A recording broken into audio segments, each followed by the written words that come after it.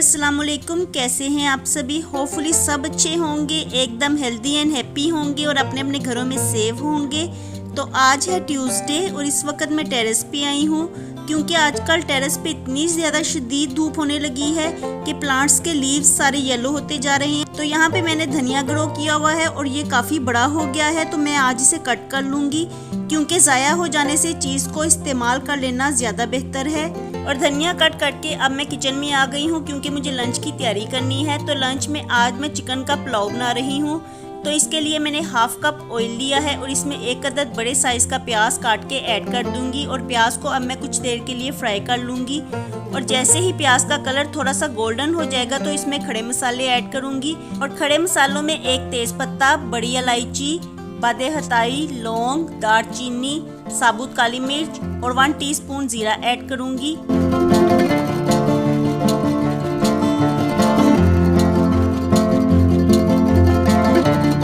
और इन सब चीज़ों को प्याज के साथ ही फ्राई कर लूँगी। और 1 से 2 मिनट तक फ्राई करने के बाद अब मैं इसमें चिकन को ऐड करूँगी और चिकन को भी कुछ देर के लिए फ्राई कर लेना है। और जैसे ही चिकन का कलर थोड़ा सा चेंज हो जाएगा तो अब मैं इसमें स्पाइसेस ऐड करूँगी। तो स्पाइसेस में 1 टीस्पून नमक और 1 टीस्पून कुटी हुई लाल मिर्च को ऐड करूँगी। और स्पाइसेस ऐड करने के बाद अब मैं इसमें थोड़ा सा पानी ऐड करूंगी और इसे ढक के मसाला सॉफ्ट हो जाने तक पका लूंगी। और जैसे ही मसाला अच्छी तरह से सॉफ्ट हो जाएगा तो इसमें चावलों को ऐड करूंगी जिन्हें मैंने आधा घंटा पहले पानी में भिगो के रखा हुआ था। और चावल ऐड करने के बाद हस्बे ज़रूरत पानी ऐड करूंगी और साथ ही दूध और दही का मिक्सचर ऐड करूंगी। हस्बे ज़रूरत नमक और 1 टीस्पून गरम मसाला ऐड करूंगी और इन सब चीज़ों को एक दफ़ा अच्छी तरह से मिक्स कर दूंगी।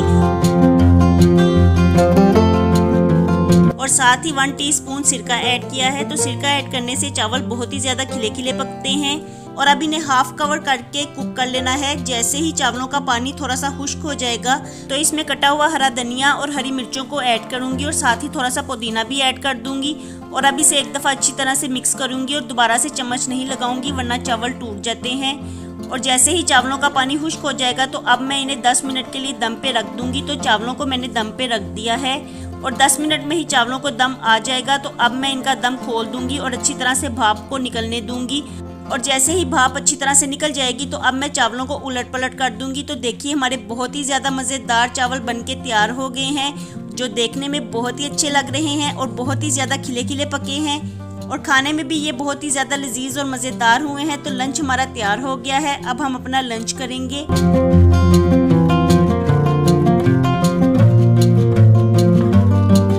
और अब हम लंच करके फ्री हो गए हैं तो मैं सुबह के धुले हुए बर्तनों को समेट दूंगी और इन्हें कैबिनेट्स में रख दूंगी क्योंकि किचन में सबसे ज़्यादा मैस बर्तनों का ही होता है। जब तक बर्तन कैबिनेट से बाहर रहें तो किचन मैसी दिखाई देता है और जैसे ही बर्तनों को कैबिनेट्स में रख दिया जाए तो किचन नीट दिखाई देने लगता है। तो बर्तनों को कैबिनेट्स में रखने के बाद अब मैं लंच के बर्तनों को वॉश कर लूँगी। तो मैं बर्तनों को साथ साथ ही वॉश करती रहती हूँ। इस तरह से मेरा किचन नीट एंड क्लीन ही दिखाई देता है क्योंकि अगर बर्तनों को ज़्यादा देर के लिए रख लिया जाए तो आजकल गर्मियाँ भी हैं तो ऐसे में बर्तन सूख जाते हैं। तो फिर इन्हें जब वॉश करना पड़ता है तो फिर एफर्ट्स ज़्यादा लगती हैं, इसलिए मैं बर्तनों को साथ साथ ही वॉश करती रहती हूँ। तो इस तरह मेरा किचन का काम जल्दी ही ख़त्म हो जाता है। और बर्तनों को वॉश करने के बाद अब मैं काउंटर टॉप्स को भी अच्छे से साफ़ कर दूँगी।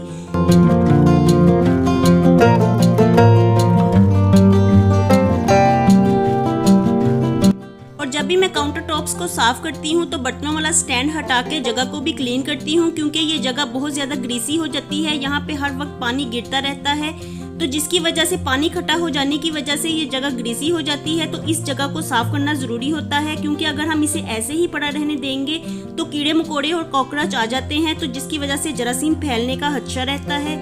तो किचन क्लीन करते हुए हमेशा बर्तनों वाली टोकरी को हटा के जगह को भी क्लीन करना ज़रूरी होता है।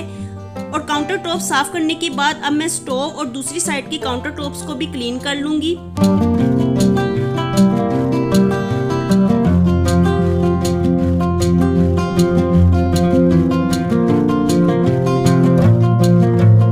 और बर्तनों को वॉश करने से लेके किचन को क्लीन करने तक मुझे हार्डली 30 मिनट्स लगे हैं क्योंकि मैं किचन को साथ साथ ही साफ करती रहती हूँ और बर्तनों को भी साथ साथ ही वॉश करती रहती हूँ। लेकिन जब मैं किचन को एक दफ़ा अच्छे से नीट एंड क्लीन करती हूँ तो इसमें मुझे मैक्सिमम 20 मिनट्स लगते हैं और बर्तनों को वॉश करने में 10 मिनट्स लग जाते हैं।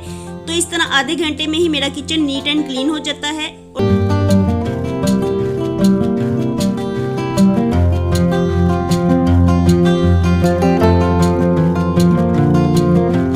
किचन को क्लीन कर लेने के बाद अब मैं मोपिंग कर लूंगी, क्योंकि रूम्स की डस्टिंग और बेडिंग तो मैं पहले ही कर चुकी हूँ। तो अब मैं सारे घर में मोप लगा दूंगी और इस तरह स्लोली काम करने से मेरा काम जल्दी ही खत्म हो जाता है। और जब भी आप काम करें तो कभी भी काम का बर्डन नहीं लेना चाहिए कि अभी हमारे इतने ज़्यादा काम रह गए हैं। तो इस तरह सोचने से आप काम करने से पहले ही थक जाते हैं। और मैं भी ऐसे ही करती हूँ, बस कामों को करते हुए मैं यही सोचती हूँ कि बस यही मेरा काम रह गया है और इसके बाद मैं फ्री हो जाऊंगी।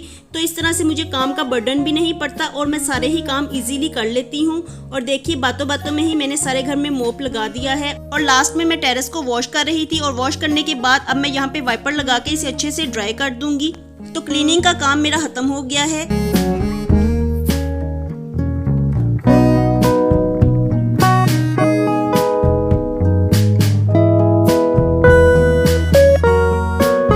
आज चूंकि मैंने घर में क्लीनिंग का काम लंच के बाद से स्टार्ट किया था, तो इसलिए क्लीनिंग करते करते मुझे काफ़ी टाइम लग गया है और इस वक्त शाम होने वाली है। और लास्ट मंथ में चूंकि सारा मंथ हम लोग स्नैक्स वगैरह खाते रहे हैं, तो आज भी दिल चाह रहा है कि इसी टाइम में कोई स्नैक्स खाया जाए, क्योंकि ऐसा लगता है कि जैसे स्नैक्स खाने की आदत सी हो गई है।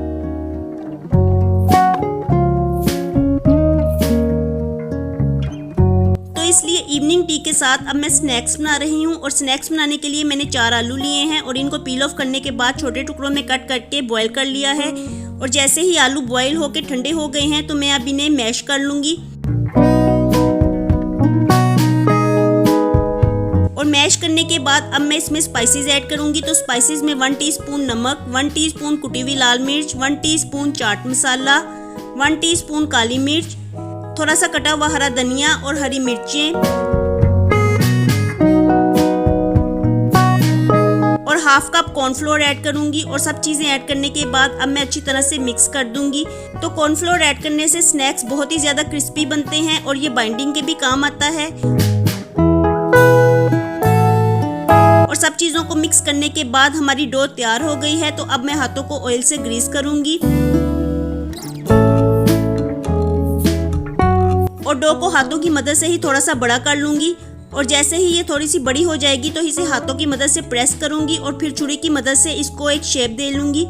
और अब छुरी को ऑयल से ग्रीस करूंगी और डो को ट्रायंगल की शेप दे लूंगी। तो छुरी को ग्रीस इसलिए किया जाता है ताकि डो छुरी के साथ चिपकने ना पाए। और देखिए हमारे ट्रायंगल तैयार हो गए हैं।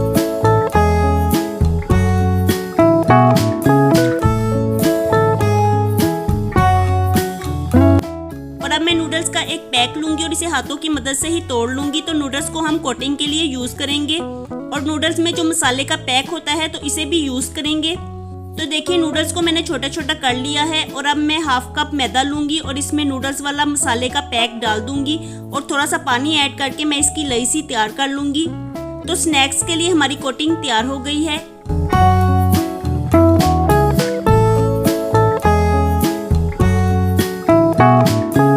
मैं ट्रायंगल स्नैक्स के ऊपर मैदे की कोटिंग करूंगी और इसे नूडल्स में फोल्ड करूंगी। तो इस तरह से हमारे स्नैक्स बहुत ही ज़्यादा क्रिस्पी बनेंगे और बहुत ही ज़्यादा टेस्टी होंगे। तो इसी तरह से सारे स्नैक्स मैं तैयार करती जाऊंगी। और नूडल्स की कोटिंग करते हुए इस बात का ख्याल रखना है कि नूडल्स सारे स्नैक्स पे अच्छी तरह से लग जाएं, क्योंकि इसी की वजह से स्नैक्स क्रिस्पी होंगे और टेस्टी भी होंगे और क्रंची भी होंगे। तो इसलिए हमें नूडल्स को अच्छी तरह से स्नैक्स के ऊपर लगाना है। और देखिए सारे स्नैक्स तैयार हो गए हैं। तो अब मैं इन्हें डीप फ्राई कर लूँगी। तो इसके लिए मैंने ऑयल लिया है और इसे अच्छी तरह से गर्म कर लिया है। और जैसे ही ऑयल अच्छी तरह से गर्म हो गया तो मैं इसमें ट्रायंगल स्नैक्स को रखती जाऊंगी। और जैसे ही ये एक साइड से अच्छी तरह से गोल्डन हो जाएंगे तो इनकी साइड को चेंज करूंगी और दूसरी साइड से भी गोल्डन कर लूंगी। और देखिए हमारे स्नैक्स तैयार हो गए हैं और ये दोनों साइड से बड़ी अच्छी तरह से गोल्डन हो गए हैं और ये देखने में बहुत ही अच्छे लग रहे हैं और खाने में ये बहुत ही टेस्टी होते हैं। तो आप इस स्नैक्स को ज़रूर ट्राई कीजिएगा, क्योंकि ऐसी सिंपल सी चीज़ें इवनिंग टी के साथ बहुत ही अच्छी लगती हैं और ये खाने में भी बहुत टेस्टी लगती हैं। और इनको बनाने में ना तो ज़्यादा टाइम लगता है और चीज़ें भी बहुत ही कम यूज़ होती हैं। तो ऐसे इजी स्नैक्स हमें ट्राई करने ही चाहिए। तो आज की इवनिंग टी के लिए हमारे स्नैक्स तैयार हो गए हैं।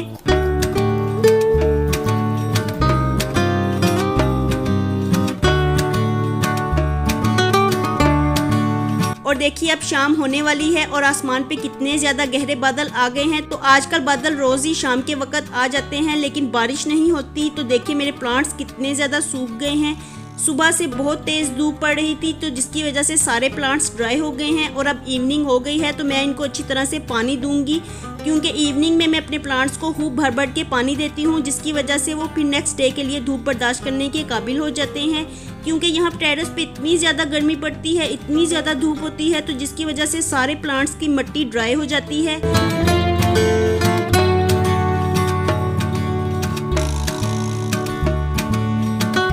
और अब मैं प्लांट्स को पानी दे रही हूँ। तो अभी तो प्लांट्स सूखे हुए हैं लेकिन जब मैं नाइट में इनको चेक करूँगी तो ये दोबारा से खिल उठेंगे, क्योंकि जैसे जैसे ये पानी ऑब्जर्व करते जाते हैं तो दोबारा से खिल उठते हैं। तो आजकल प्लांट्स को हमें डेली ही पानी देना चाहिए, बल्कि आजकल तो डेली हमें 2 टाइम ही पानी देना चाहिए, मॉर्निंग में भी और इवनिंग में भी। लेकिन मैं तो इवनिंग में ही पानी देती हूँ क्योंकि अभी बहुत ज़्यादा गर्मी नहीं है। कभी कभी मौसम अच्छा भी हो जाता है और कभी बहुत ज़्यादा धूप भी पड़ती है, और जैसे जैसे मौसम ज़्यादा खुश्क होगा, ज़्यादा गर्मी पड़ने लगेगी तो मैं प्लांट्स को 2 टाइम ही पानी दूंगी। और देखिए यहाँ पे मैंने बर्ड्स के लिए पानी रखा हुआ है, तो डेली ही मैं इनका पानी चेंज करती रहती हूँ क्योंकि ये भी बहुत ज़्यादा गर्म हो जाता है। तो डेली ही मैं बर्ड्स का पानी चेंज कर देती हूँ। तो आजकल गर्मी बहुत ज़्यादा है तो ऐसे में हमें बर्ड्स का भी ख्याल रखना चाहिए।